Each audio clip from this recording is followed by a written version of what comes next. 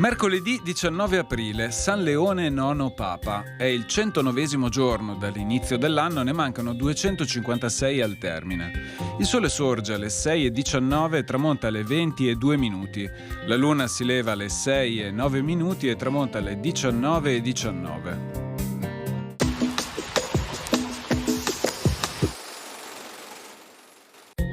Il bailo a Costantinopoli, Gerolamo Lippomano, viene accusato dal Consiglio dei 10 di tramare contro la patria.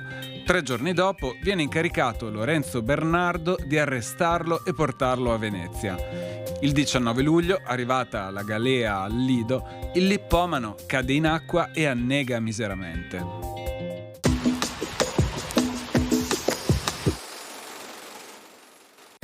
Le previsioni per domani.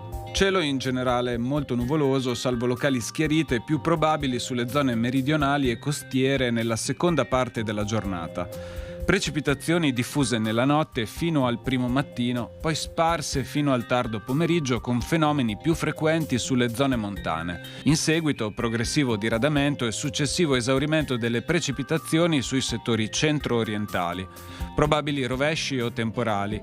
Limite delle nevicate intorno ai 1400-1600 metri.